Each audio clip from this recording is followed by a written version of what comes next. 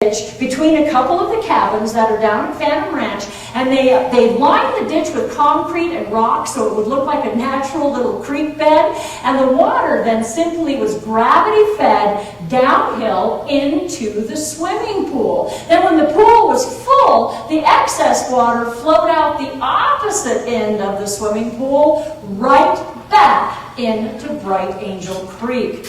So this swimming pool was literally the centerpiece of Phantom Ranch for several decades. But remember, when this swimming pool was built, it was in the 1930s. This was still in the pretty early days of Phantom Ranch, and there wasn't a lot of visitation down there. In fact, for several decades, for the most part, people that were going to Phantom Ranch were very wealthy people that were coming from the east. They would bring the train across the country to the south rim of the Grand Canyon, ride a mule down to Phantom Ranch and have a Wild West experience down there. And they wouldn't spend just a night or two, they would spend a week or two at the bottom of the Grand Canyon. And that was your typical Phantom Ranch experience up until the late 1950s. So Phantom wasn't a very big, busy place until the late 1950s when backpacking and hiking started to become very popular. Prior to that, hiking simply was not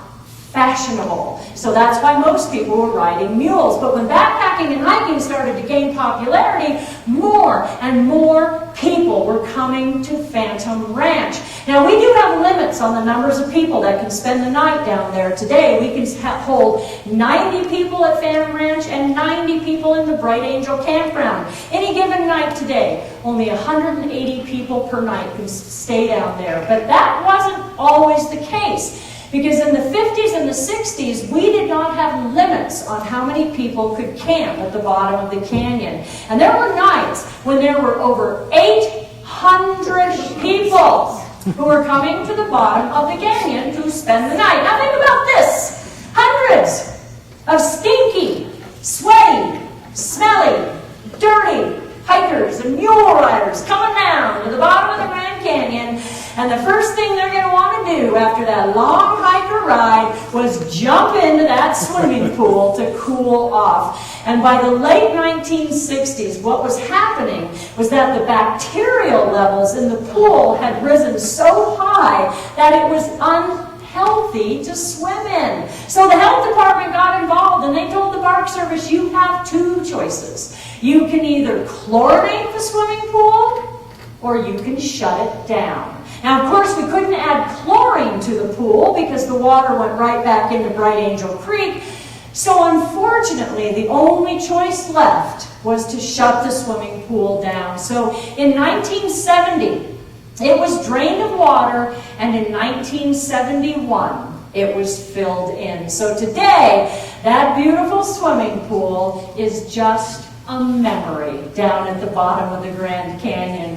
But these men were very, very busy working on all kinds of projects in the Inner Canyon. But remember, they were getting paid for their work, $30 a month, 25 of which had to go home to their families. But in 1935, they actually had an opportunity to make a little bit of extra money. And this opportunity came to the men of Company 818 from the United States Geological Survey, the USGS. Now, if you go down to Phantom Ranch today, I don't know what happened. Sorry about that.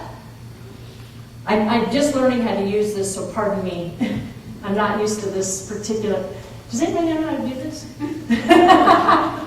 Oh, I think... No, that didn't work. Well, let's just do this. That's not working either. Oh, yay, now it's going to work. All right, there we go. Sorry about that. Technology and I don't get along very well.